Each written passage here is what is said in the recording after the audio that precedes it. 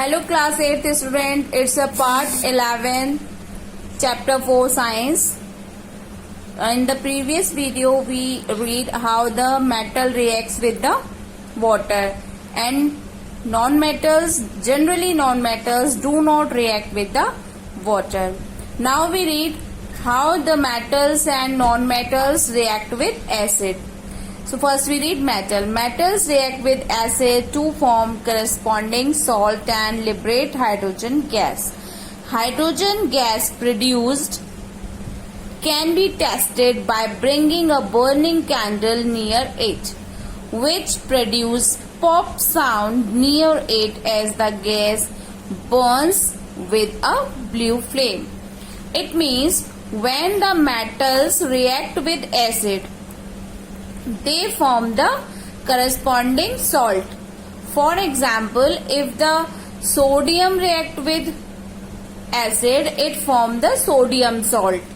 When the magnesium react, then it form the magnesium salt.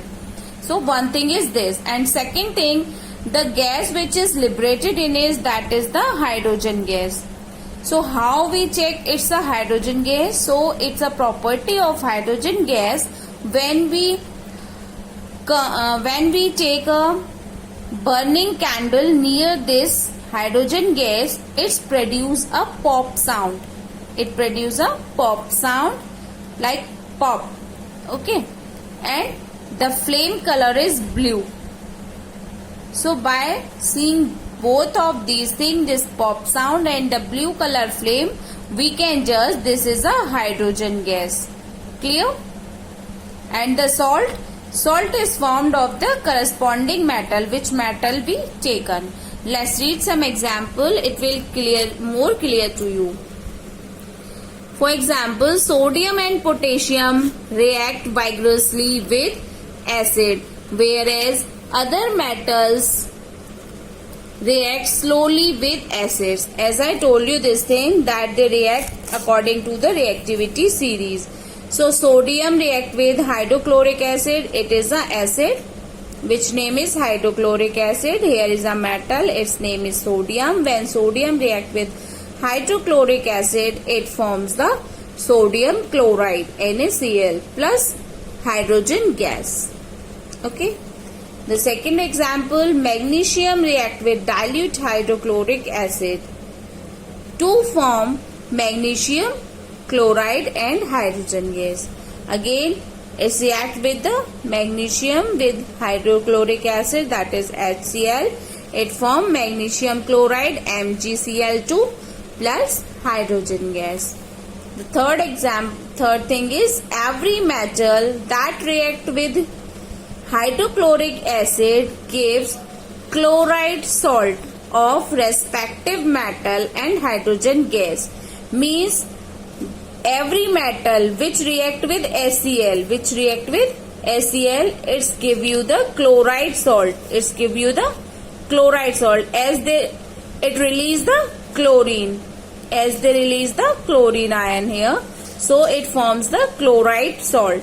For example, when zinc react with hydrochloric acid, it forms the zinc chloride and the hydrogen gas.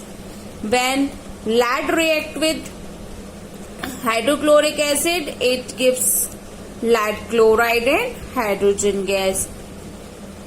And the next thing, aluminum when reacts with the hydrochloric acid, it gives the ammonium chloride, AlCl3, and hydrogen gas. And one more thing which you have to see, that the all reaction should be balanced.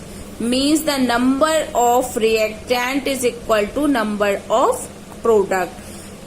As I told you this thing, look here.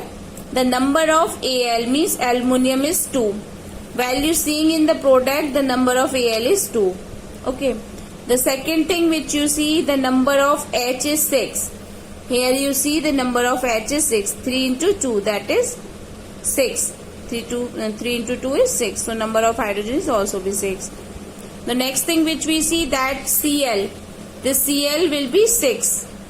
Means the whole things are 6, na? So H already going to be 6 and Cl is also 6. Here we see Cl3. while it getting multiplied by the 2, so it's also getting 6. So in this sense, these reactions should be balanced. Some metals do not react with acid at all, means they are least reactive. They do not react with the acid. For example, gold. We see this thing that gold is least reactive metal, as lot of jewelry is made up by the gold, and it doesn't lose its luster or shiny surface easily because it is least reactive and do not react with acid at all. Okay, thank you class, we continue tomorrow.